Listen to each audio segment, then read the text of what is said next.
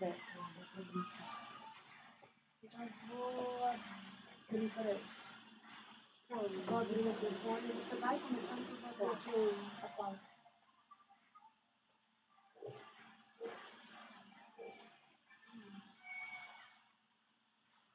Vou abrir, você começa, tá?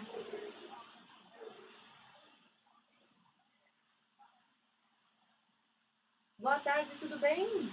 Hoje é quarta-feira, 8 de maio, agora são exatamente 13 horas e 5 minutos, mais um Papo com Elas no ar. Nós já estamos ao vivo lá pelo Facebook, a minha mão aqui, ó.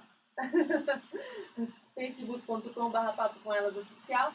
Estamos também no Twitter, @Papo com Elas, no Instagram, @Papo com Elas Oficial e no youtube.com/Papo com Elas Oficial. A gente está ao vivo no YouTube, no Facebook, aliás, mas você também pode assistir essa entrevista hoje, mais tarde, ela já vai estar disponível lá no YouTube. Se você entrar no nosso canal, aproveita para se inscrever, ativar o sininho para receber as nossas notificações e dar uma olhada lá no que de quanta gente já passou por aqui, né, Oli? É isso aí, Lu, a gente tá com bastante coisa, tem coisa pra você rir, tem coisa pra você chorar, tem um catálogo da Netflix. Praticamente. Bom, a gente tem hoje aqui a nossa quarta hot. A gente só uma trilha para essa quarta hot, né, Ali? Não, essa daí é de outra já pessoa. usa. Mas, oi, Já essa daí tem. é de outra. E hoje a participação da nossa colunista, sexóloga e coach de relacionamento, mas um monte de coisa, né, Gi? Como boa geminiana. Claro. A Gislaine Teixeira, tudo bem? Tudo bem, vocês? Tudo ótimo. Jóia. Como boa geminiana faz tudo e mais alguma coisa, né? né? E bem feito, né? E bem feito, bem porque feito. senão não vale não. É isso aí. O assunto de hoje foi uma sugestão até de uma ouvinte nossa, né, Oli? A Maria José, que é deficiente visual e que nos acompanha. Um beijão, Maria. Um beijão, Maria José. Ela sugeriu que a gente falasse como é a sexualidade entre pessoas portadoras de deficiência. Pessoas com deficiência também levam uma vida sexual ativa, embora muita gente pense que não, né, Gi? Sim, tem gente e a questão, ela começa, ela tem, na verdade, assim, tem várias vertentes. Porque a deficiência é um tabu para grande parte das pessoas. E a deficiência também é um tabu até para grande parte dos deficientes. Isso. Porque eles acabam se escondendo por conta da deficiência, não só visual, qualquer tipo de deficiência, né? Ele acaba achando que eu sou diferente e muitas vezes ele não explora a própria sexualidade. Ele acha que está limitado. Ele acha que está limitado, forma, né? Sim. E muitas vezes essa questão dessa restrição toda ela começa dentro de casa, né? Porque também tem uma questão do deficiente que ele é de nascença e tem outra que foi uma deficiência adquirida. Então, tem vários caminhos aí para a gente abordar. E é legal a gente deixar claro que quando a gente fala em sexualidade, a gente não está falando apenas do ato sexual. A sexualidade ela envolve a afetividade, a capacidade de se conectar primeiro consigo mesmo e depois com o outro, né? Então tem todo um trabalho emocional por trás disso e não apenas o ato, né, Gina? Sexualidade é muito mais que sexo. Aliás, é muito mais complexo. E mesmo para pessoas que não têm deficiência, as pessoas também não exploram a sexualidade. As pessoas exploram, de modo geral, o sexo. E pensando em sexo, não é exatamente só a sexualidade, né? Sexualidade não é só sexo. Dentro da questão sexo, muita gente, deficiente ou não, interpreta que sexo é só penetração. E aí complica mais ainda a situação quando a gente tem, por exemplo, um cadeirante, uma pessoa com paraplegia, e aí ela fala, putz, e agora, o que eu faço? Né? Porque nem sempre é tão fácil, nem sempre dá para ter, por exemplo, o ato sexual com penetração. Aí ela fala assim, realmente meu mundo caiu e acabou aqui. E não, né? Então tem muitas outras questões para abordar. É isso aí, a gente vai voltar daqui a pouquinho falando desse assunto que é bastante importante e que ainda é um tabu. Até já, fica aqui com a gente.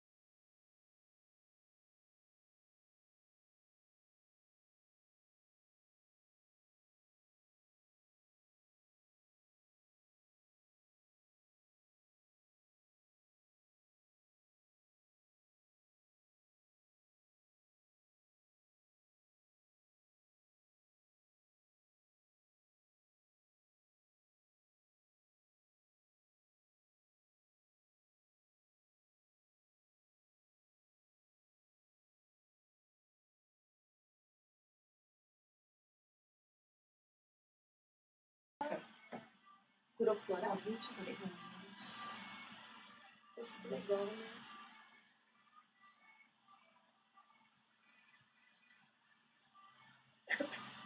Agora eu muito com a minha água, eu vou precisar. Essa música é da Loki? É. Eu também é psicológico, você sabe que você não tá cá, mas quando você precisa. Vou abrir. Vou abrir.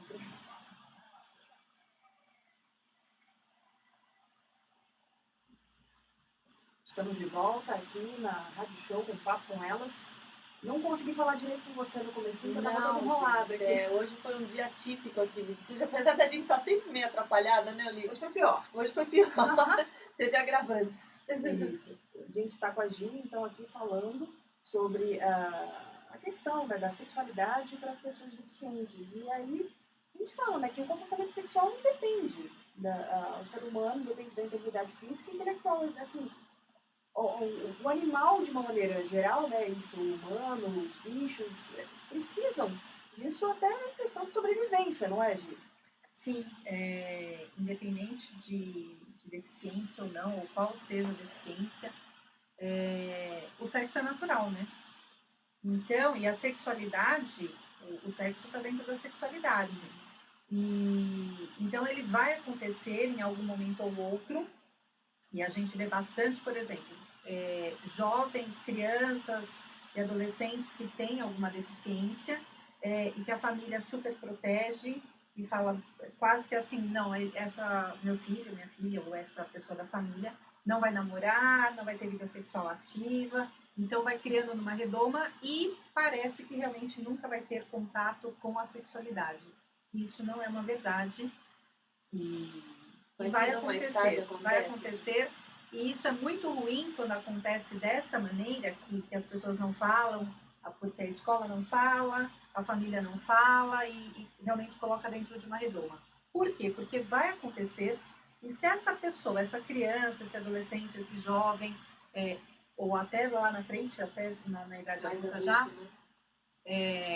não foi instruído, não foi informado, não teve nenhum repertório, realmente vai acontecer de uma maneira que ele vai estar perdido.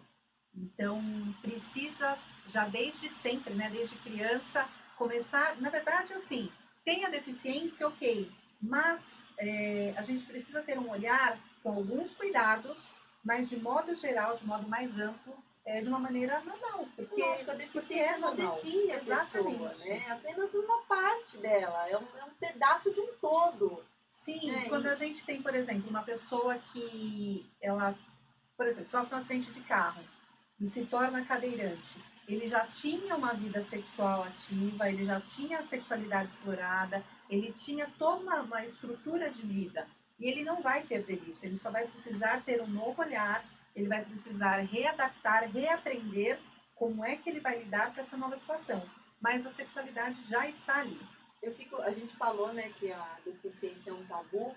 Eu fico pensando para essas famílias em que o sexo já é um tabu, e aí junta com a deficiência, gente, que complicado que é isso, dá um nó na cabeça da pessoa, e eu acho né? que é uma coisa, se a pessoa se torna deficiente, por exemplo, após um acidente, tem toda aquela questão, para a mulher principalmente, será que ela vai conseguir ser mãe? Existe esse tabu e é possível, dependendo do caso que aconteceu, onde teve trauma na coluna, isso não impede a pessoa de gestar uma vida. Então, tem muita coisa aí para a gente descobrir, para a gente investigar, justamente por isso, né, Gi? Porque acaba sendo um tabu e as pessoas têm medo até de perguntar. Sim, as pessoas têm medo de perguntar e para a mulher, homens e mulheres, a sexualidade é a mesma, na verdade. Mas para a mulher tem realmente esse peso da maternidade. E para a mulher tem a questão da beleza mesmo, né, de ser atrativa, ser atraente, né, de seduzir. E ela acha e eu já conversei com várias pessoas com deficiência, e acham o seguinte: agora eu sou cadeirante, por exemplo, e eu não vou conseguir chamar a atenção de mais ninguém. E até por isso, claro que se tornar deficiente é diferente de nascer deficiente, tem um peso maior, porque a pessoa tem todo aquele Tem um peso histórico, de... né, Tem um de histórico, vida. eu tinha uma vida normal e agora eu preciso me readaptar. E a pessoa que nasce com deficiência, ela não conhece outro modo, né? Sim, Então, assim, isso. tudo já está ajustado para aquela configuração dela. vamos dizer, né? Exatamente. Então, é reaprender quando acontece, né, a deficiência, quando acontece um acidente, por exemplo, se torna deficiente. E aí fala assim, e aí ela se fecha, porque já está mexendo com a autoestima, porque, putz, agora eu estou nessa situação, então mexe com a autoestima, mexe com toda essa readaptação, e aí a pessoa se fecha. E às vezes não é nem o tabu do sexo, mas agora o que eu vou fazer? Então, muitas vezes vem depressão junto, vem várias outras questões, e é por conta de a sociedade é preconceituosa, tem todo esse tabu, tem toda essa questão, e é assim, como é que agora eu vou me expor? Como é que eu vou chegar numa balada, numa cadeira de rodas, por exemplo? Paquerar alguém, Como é né? que eu vou paquerar alguém? Mesmo Não, porque... eu acho que até assim, você fala, a gente tá falando muito de deficiente físico, mas tem deficiente visual também. Sim, Como é que vai sim, paquerar o sendo visual, deficiente o visual? auditivo, tem Sim. 1 milhão de aí, tem aquele que não tem uma parte do corpo, por exemplo. Sim, Então, falta um são braço. a gente tá falando, a gente sempre associa cadeirante, né? Mas tem uma gama enorme tem. aí. E tem os deficientes intelectuais também, né? Dos deficientes intelectuais é muito sério, aliás, todos são, né? Mas é muito sério porque tem uma estatística muito grande sobre abuso. Exatamente. Sim, exatamente. Então tem muito mais coisa para a gente mexer aí quando a gente fala de deficiência. Os abusos, preconceito, tabu, e tá aí, faz parte, qualquer pessoa está sujeita, né, a passar por uma situação dessa de ter uma vida normal, de estar com o corpo normal, e de repente num deslize aí qualquer, um acidente, um acidente de carro, uma queda na piscina, se tornar deficiente. Eu fiz um curso, isso faz muitos anos, com uma deficiente visual, e era muito interessante, ela conversava sobre a vida dela, né? E ela falava como que ela comprava roupa, então ela comprava roupa sempre na mesma loja, porque a moça já conhecia, e ela comprava, então, por exemplo, uma roupa preta, e ela chegava lá e ela falava que era uma roupa preta, ela teve pouca visão desde criança, mas ela lembra das cores, então ela falava assim, quero uma roupa preta, e para ela diferenciar uma roupa preta da outra roupa preta, era com textura. Então era dessa maneira. E aí ela casou com uma pessoa que também era deficiente visual, que se tornou deficiente visual aos 10 anos de idade, e brincando, alguém brincou, jogou com estilingue, um amigo, né? Jogou estilingue com Criança com criança. Criança com criança. Não dá nem pra falar que é um infortúnio mesmo, é uma casa. E aí, por conta dessa brincadeira com esse estilingue, com aquela mamona, sabe? Sei. Pegou no olho, ele perdeu a visão, mas aí eles casaram, tem um filho lindo, e a vida sexual é maravilhosa, e é muito legal. Teve uma época que eu vendi muitos produtos de sex shop para ela.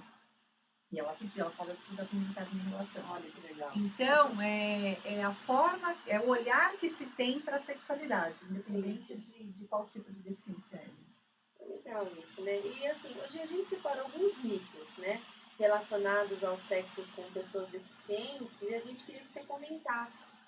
Como a gente falou na introdução do programa, geralmente se pensa que a pessoa com deficiência ou ela é assexuada ou ela é hipersexuada, né? Ou ela não pensa em sexo nenhum, ou ela só pensa nisso. Porque assim, tem uma época, inclusive assim, teve muitos anos também, eu tive contato com eu fui fazer uma reportagem, se eu não me engano, faz muito tempo, numa escola que era só para alunos com síndrome de Down e outras deficiências intelectuais. Alguns estavam em estágios bem leves, outros bem mais comprometidos, né?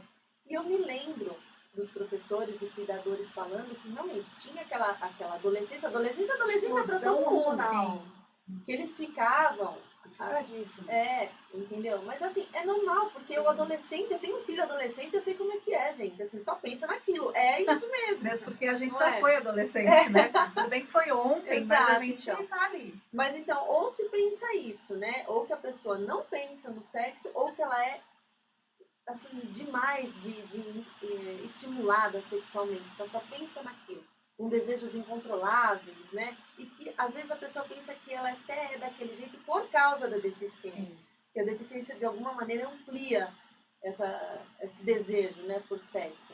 Eu queria que você falasse um pouco sobre isso, do assexuado e do hipersexuado. Na verdade, nenhum e nem outro Não tem nada a ver com a não tem nada a ver, deficiência não tem nada a ver com a primeiro, né? deficiência. O que a gente vê, na verdade, a gente vê os dois casos, os dois comportamentos. A pessoa se torna assexuada justamente pelo tabu, então ela vai se fechando. Então ela fala, este universo não é pra mim. Mas isso é uma questão emocional É dela, emocional. não tem nada a ver com o fato dela ser Não portadora tem. de uma deficiência. Não tem nenhuma relação. Então é o emocional, é o psicológico, é a autoestima, todos esses fatores faz com que ela tenha comportamento assexuado. Então, tipo, eu não vou me relacionar com ninguém, isso não faz parte do meu mundo mesmo, e ela se Às fecha vezes não e se aceita, acabou. né? Não Sim, aceita o corpo, sim. deve acontecer muito isso com as mulheres, né? Acontece bastante. E aí você está falando a questão da pessoa perder um membro, né? Perder um braço, perder uma perna. É difícil se É acostumar. difícil se acostumar. Eu tenho um amigo que ele, conheci ele ainda tinha os braços, e ele sofreu um acidente, ele estava fazendo curso para ser piloto de avião, e aí depois de uma aula que ele fez, ele foi fazer qualquer coisa no avião, e a hélice pegou no braço dele. Meu Deus! Ele perdeu um pedaço do braço Cena de dele. Grey's Anatomy. Não, muito terrível, porque eles não conseguiram achar o braço dele para fazer o reimplante. Assim, procuraram, foi bem terrível mesmo. Acharam horas depois, e aí já tinha, Não dava mais tempo para reimplantar. Então ele ficou só com um pedaço do braço, um pedaço do antebraço, né? Então o braço, um pedacinho do antebraço. E depois disso ele ficou muito traumatizado. Ele se retraiu, Se né? retraiu. E assim, eu encontrei ele anos depois do acidente, e falei, nossa, o que aconteceu com você? Ele me explicou tudo. E eu falei, cara, a vida continua, segue que vai dar certo. Mas eu acho que deve ser muito difícil você lidar com Mas isso. você sabe, hoje ele é casado, ele depois de um tempo ele conheceu uma moça, ele é casado, e assim, você vê como as coisas Se encaixam. Hoje ele é pai de um menino que é deficiente auditivo. Ainda. Então, assim, aquela aceitação da mulher com ele também, né, pela deficiência dele, acabou talvez sendo uma oportunidade para que ela conseguisse aceitar o filho também deficiente sem um choque muito grande. Hoje o parceiro é tudo, né, nessa hora. Sim, e assim, deixa eu comentar algumas coisas. Vai, que a gente começa, né, a misturar o assunto. Como a aqui. Olivia falou, né, desse caso desse amigo dela. Ali, além de toda a situação, teve a interrupção de um sonho, né? Sim. Então e aí a gente vai agregando essa questão de perder um membro, a questão da aceitação, da sexualidade, como eu me aceito, primeiro eu preciso me aceitar, depois eu me expor para que alguém me aceite também. Então tem toda essa questão. E o parceiro faz parte importantíssima, né? O parceiro, a família. Ou ele levanta ou ele afunda a de vez. pessoa, né? Não tem jeito. Sim, e até parece uma coisa de destino, né? O amigo da Olivia. Viu? Talvez ele tenha passado por isso até para que ele aprendesse, não só a mãe, né? Para lidar com a deficiência. Ele lidar, exatamente. E voltando um pouquinho a gente falou do assexuado e hipersexuado, o que eu vejo, eu dei aula a vida inteira, em escola mesmo, né? Hoje eu sou da aula particular. Mas o que eu vi, assim, com alguns deficientes, com síndrome de Down e outras deficiências, justamente por não falar, não ter a educação sexual, não falar sobre isso na família, por exemplo, essa hipersexualidade vem por conta de falta de limite.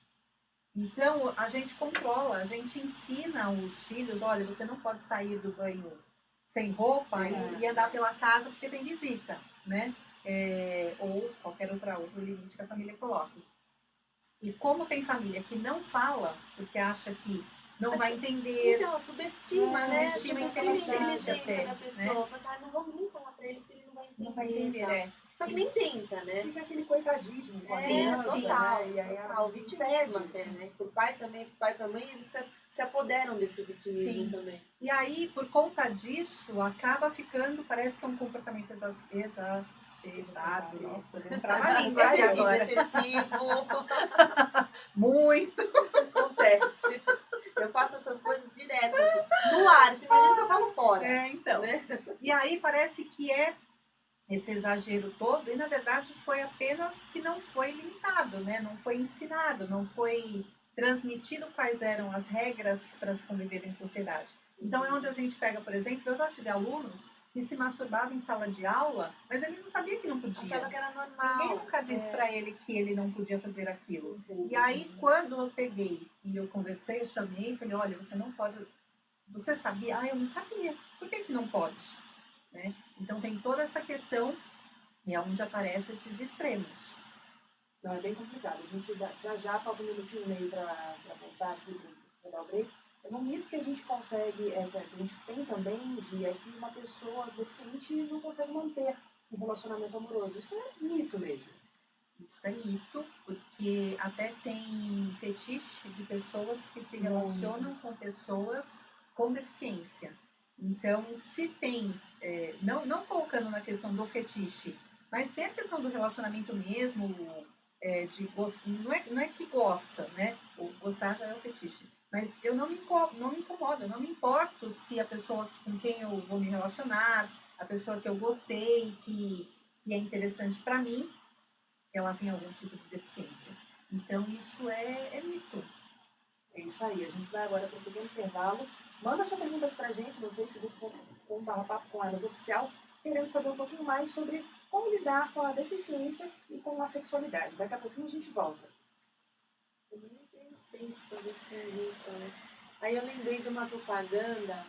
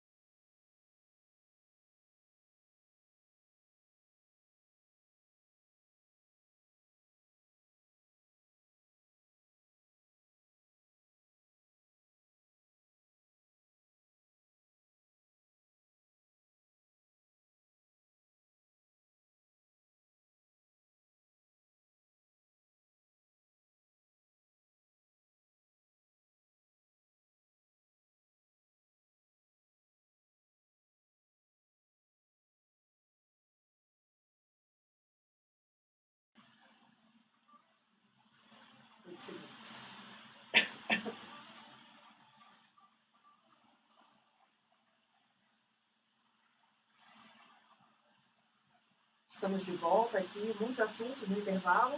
Muitas risadas, muitos assuntos. Tudo vira piada aqui nesse estúdio, né? Não, mas A gente não estava falando sobre isso daí, era o outra assunto coisa. hoje é seríssimo. A gente fala sempre, né, da questão que o sexo não é só a penetração, mas principalmente para o deficiente físico, e as pessoas com deficiência acham que não são capazes de ter esse sexo que seria o tradicional, com penetração e até mesmo orgasmo, não é mesmo? Sim, mas na verdade é uma questão de, como a gente já falou no começo, né? É reaprender, ter um novo olhar, trocar as lentes e ver qual é a forma que dá. Claro que não dá para ter todas as práticas sexuais que uma pessoa que não tem deficiência tem ou que tinha antes de se tornar deficiente. Mas Mas tem dá que para fazer ter outras, exatamente, dá para adaptadas, né? fazer. Não dá para limitar nada. Não isso dá daí, para limitar nada, dá para fazer adaptações. E se não dá, por exemplo, numa determinada posição, que de repente, isso aqui me dá prazer, fica desconfortável, não dá, é muito complicado, vai dar muito trabalho, e perde o clima mesmo, né? Faça outras. E aí que entra a questão do autoconhecimento. Então, autoconhecimento até da questão do espaço físico, das limitações físicas. Claro que, de repente, eu não vou dar uma aula aqui não, tá? Mas, claro que, de repente, a pessoa fala assim, mas antes eu gostava de, né, fazer uma brincadeira no chuveiro. Agora não dá mais. Ok, então você vai fazer em outro lugar, você vai adaptar, mas você não vai deixar de ter o seu prazer. Você redescobrir. Sim. De repente a pessoa fala assim, eu gostava de ter... De repente ela ficou imobilizada nos membros inferiores, mas tem todo o membro superior para ela explorar, ou o contrário, né? Então, assim, a questão do afeto, da escuta, o que eu vejo bastante com os casos que eu pego sobre isso, até às vezes conversa, não exatamente casos para atender, mas conversas. Às vezes a pessoa só precisa de um afeto, de um olhar, do carinho, do toque, porque a sexualidade também é tudo isso. E a pessoa fala assim, poxa, agora eu não tenho mais nada. E como a gente já falou, né? Ela se fecha, ela fica no mundo dela, ela fala, não vou me relacionar com mais ninguém, porque ninguém vai olhar para mim. Eu não chamo a atenção de mais ninguém. Então, ela também vai se anulando. Então, é aquela pessoa que fala assim, quando foi a última vez que você se tocou? Não estou falando de masturbação, não. Estou falando de toque mesmo, de pele, de se olhar no espelho, de passar no rosto. Eu já peguei casos que a pessoa falou assim, nunca mais. Então, assim, não tem coragem de tocar, né? Então, por exemplo, como a Olivia falou, a pessoa perdeu lá uma parte do braço. Ela não toca mais no braço, né? Ou uma parte da perna, ou qualquer outra questão, não toca mais. Então, vai se limitando. Então, por exemplo, uma pessoa e até eu conheço uma pessoa assim, deficiente visual. Ela não consegue ler porque ela não sabia braille, né? Ela ficou cega, ela não sabia braille, mas ela falou assim, poxa, eu gostava tanto de ler, eu gostava tanto de fazer isso, e aí ela acabou ficando deprimida, e no final ela descobriu, ela não sabia que tinha tantas obras, e ela foi para os audiobooks. Então o que é que eu vou descobrir? Porque assim, o que é que me dá prazer? E a gente não está falando só de sexualidade, de sexo, mas do todo. Porque a pessoa, para ela... E aí eu estou falando de autoestima, né?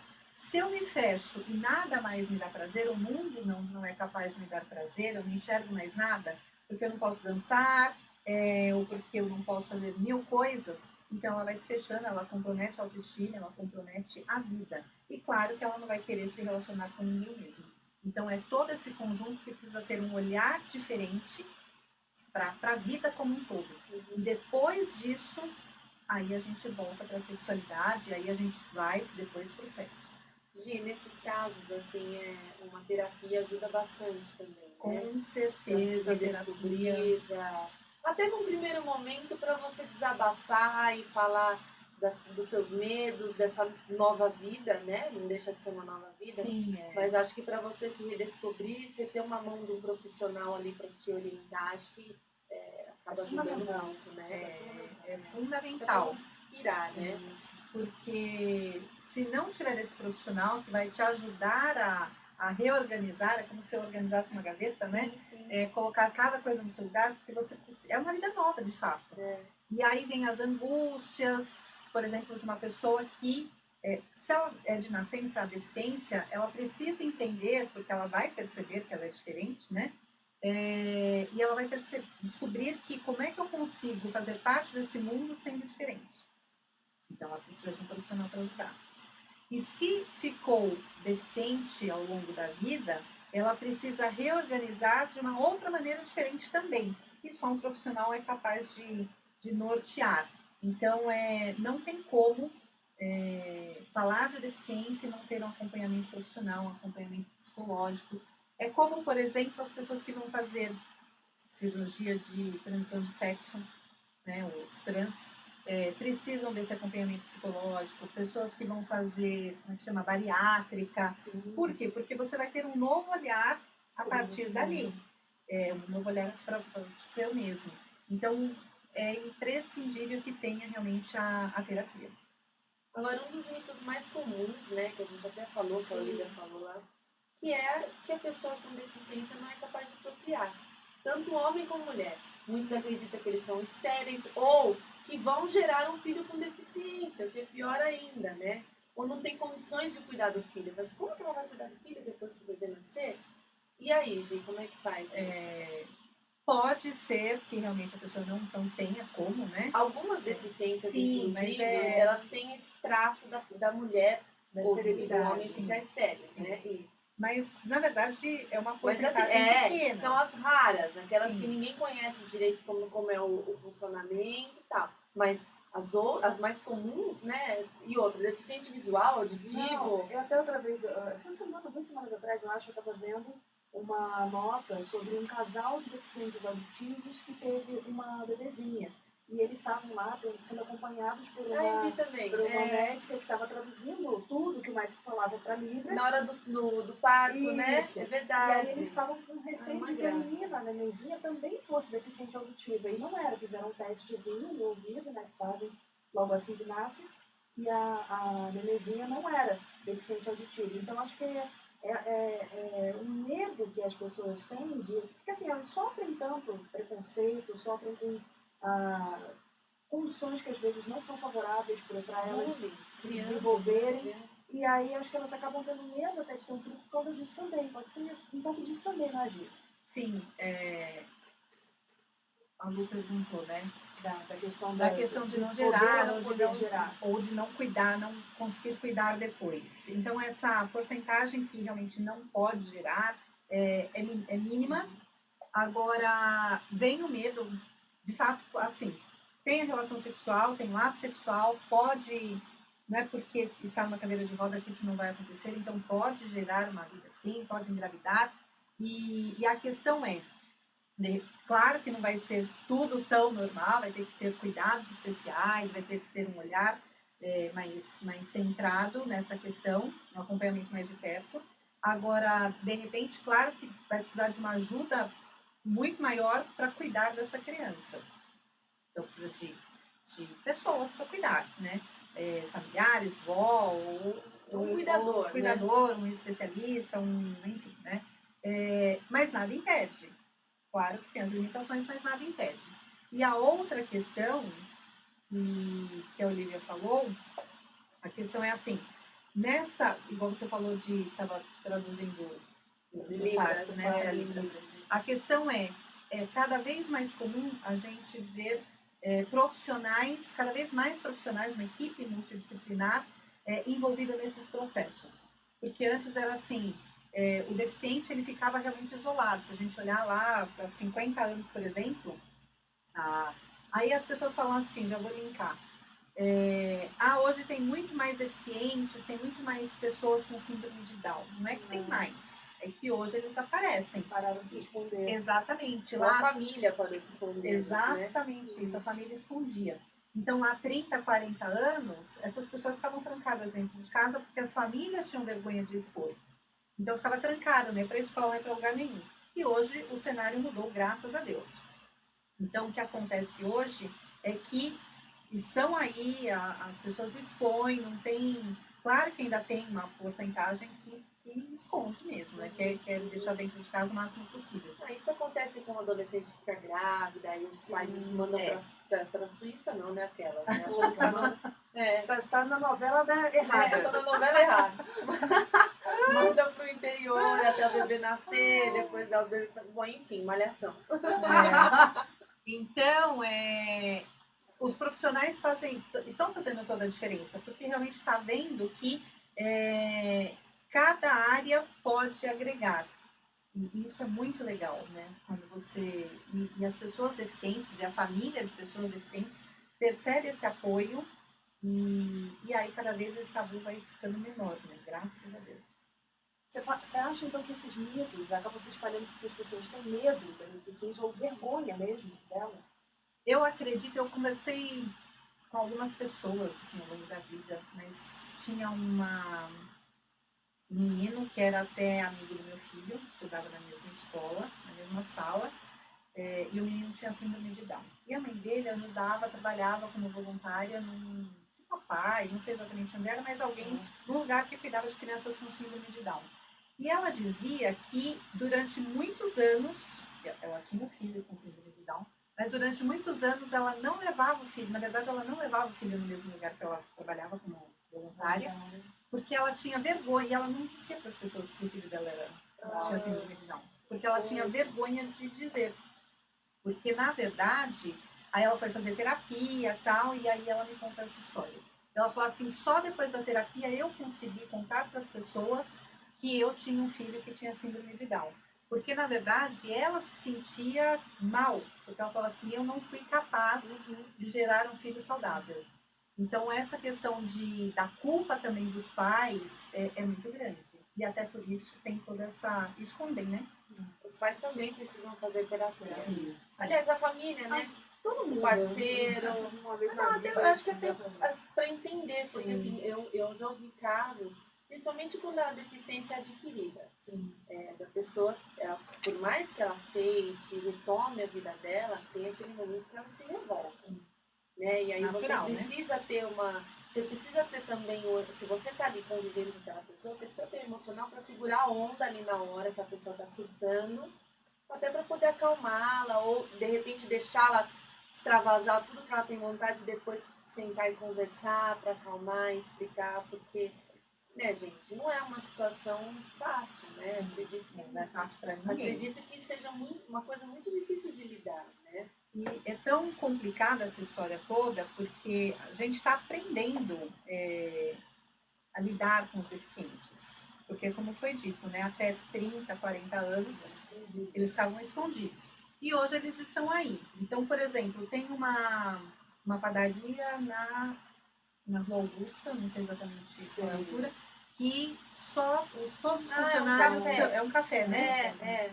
Que tem síndrome de Down. Inclusive, acho que tem uma delas lá, é da Moca, a chefinha.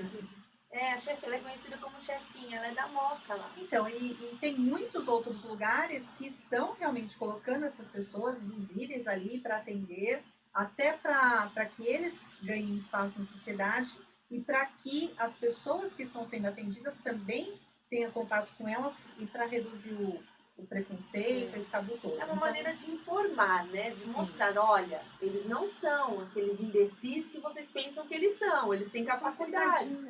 Não são coitadinhos, eles podem trabalhar, eles sabem, né? Tem inteligência para fazer, tem capacidade várias coisas. Pode não ter, tem um pouco de limitação, sim, talvez. Exatamente. Mas isso não impede nada. Essa limitação é limitação para algumas coisas, não é para tudo. Então é muito legal esses espaços, essas empresas, que até tem a cota, né? Que as empresas são obrigadas a partir do número X de funcionários, inserir essas pessoas na sociedade, eu acho isso muito interessante. Hoje a gente consegue ver portador de síndrome de Down, tem novela. Coisa que antigamente era assim, né? Muito raro. Muito raro. Hoje tem. Isso não é sempre o mesmo. Não. São diferentes. E eu, como noveleira que sou, já vi vários assim lá. Então, eu acho isso fantástico, Também, porque assim, a gente não pode roubar nossa sociedade, né? A gente não pode roubar o espaço deles. e todas as questões que envolvem. Então, assim, a gente não pode dizer para um filho, para um irmão, para um amigo, para um vizinho, que ele não pode fazer determinada coisa porque ele tem uma limitação.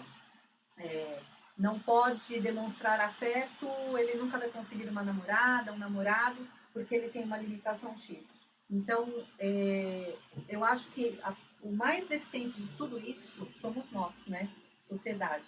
Eu acho que primeiro a gente tem que tratar o nosso preconceito, a nossa visão, e aí eu acho que fica mais fácil de aceitar essas limitações todas e ajudar essas pessoas a se aceitar também. Você falou de visão, Falando em visão, a gente falando, né, que até foi a pessoa que pediu a pauta é uma deficiente visual, e a gente fala, né, a gente sabe que o deficiente visual pode ter outros sentidos mais aguçados, como o tato. Isso acaba sendo uma vantagem na hora do sexo, Vivi? Acaba, né? Porque o sexo, na verdade, a gente Sensibilidade, explora, né? sensibilidade, Toque, né? bem maior. Nossa, me lembrou tanto. É pele, é som, é cheiro. Beto Falcão. Porque a sexualidade, o sexo, nós exploramos todos os sentidos. Então, se tem um sentido que ele é limitado, ou ele tem alguma deficiência, porque ele pode não ser total, mas ele pode ser parcial, a gente acaba compensando no outro sentido. Então, por exemplo, se ela é deficiente visual, ela pode explorar mais o toque, né? Ela pode explorar mais a audição, pode falar, olha, eu gosto dos cheiros. Então, nada impede, mas sim, a gente acaba trocando, mas compensando um sentido menor, um sentido que a gente tem menor, menos aguçado, por um outro que a gente pode explorar mais. Então, essa troca ela existe sim.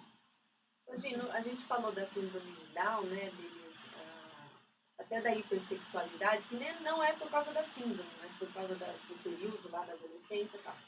Mas a gente pode incentivar uma criança com síndrome de Down ou uma outra deficiência, né, a ter uma sexualidade saudável. Como que a gente faz isso? Como que a família pode ajudar essa criança? Primeiro de tudo é ensinando essa criança, educando, ensinando, conversando, como se ela fosse uma criança normal, como se ela não tivesse a deficiência. No primeiro momento, de modo geral, é isso. Educar de modo normal, né? E aí, a partir daí, dentro desse todo, você vai vendo as limitações, e aí você vai pontuando dentro dessas limitações, mas não o inverso. Então, eu vejo toda a limitação e depois eu tento achar algo normal, que aí não vai funcionar. Mas, por exemplo, tem famílias que têm 2 filhos. Um não tem problema nenhum de nenhuma deficiência e o outro tem. E eles são educados de maneiras diferentes, né? Então, com um fala sobre sexualidade, com o outro não. Eu já tive uma aluna que tinha síndrome de Down e a mãe nunca falou que ela iria menstruar. Imagina o susto dessa Exatamente. Se para uma menina normal já é um evento assim que um pouco traumático, um pouco transformador, imagina para uma criança, né? Nunca ouviu falar da história, do assunto. Porque a menina normal ainda convive com as amigas, mesmo que a mãe não fale. Só vamos corrigir, não é normal. A menina normal, tá errado, exato. Uma criança que não tenha deficiência, que não tenha nenhuma síndrome. Sim. E aí, ela convive já com outras pessoas, com outras meninas que talvez já tenham menstruado antes e tal. E agora a criança com síndrome de Down. E até em cima disso que a Olivia falou agora, né, não é normal, o termo, né? É muito interessante, eu mesma, vira e mexe, eu me corrijo. E aí que eu falei que nós precisamos aprender. Nós não sabemos lidar. Então, vira e mexe, a gente acaba falando, uma pessoa normal e a outra tem deficiência. A outra só tem uma deficiência, mas ela é normal, né? Dentro dos outros aspectos. E nós somos normais, entre aspas, também. De perto ninguém é normal. Eu sou, vai. De perto ninguém é normal. Exatamente. Então, a gente precisa disso. Então, por exemplo, essa minha amiga que eu fiz o curso, que era deficiente visual, que eu falei lá no começo, eu sou muito visual. Então, vira e mexe, eu falo assim, olha essa música, né? Olha que absurdo isso. E aí eu acabava me corrigindo. Então, olha essa música, eu falo, como olha essa música? Primeiro que a música ninguém olha, né? E segundo, como é que eu vou falar pra ela? E aí eu falava, ai, desculpa. E ela falava assim, não, tá tudo bem, vocês precisam aprender, mas tá tudo bem, não se estressa. Beleza. Eli, A gente tá chegando no finalzinho. Ah, né? eu quero só mandar parabéns. Hoje tem 2 parabéns especiais Mande que eu aí. queria mandar. Primeiro pro Jardel, meu primo, beijo, primo querido, te amo. E pra minha abração. amiga Ali, a Lígia Antoniassi, que hoje também tá fazendo aniversário. Um beijão, amiga, te amo muito, viu? Beijo. Parabéns, então, para eles. E, assim, a gente vai voltar ainda com esse assunto, que não esgotou. não, Não esgotei. Tem muita coisa para falar ainda. O Papo com Elas vai ficando por aqui. Amanhã a gente volta. E voltamos para falar de mulheres e tecnologia. Muito me interessa. Muito nos a interessa. mim também. Então ouve, viu, Gi? Então, escuta a Vou gente amanhã, Gi. Lógico, Então, a Papo com Elas vai terminando. Obrigadão, Gi, pela participação eu que hoje. agradeço. A gente volta, então, amanhã. Um beijão e até lá.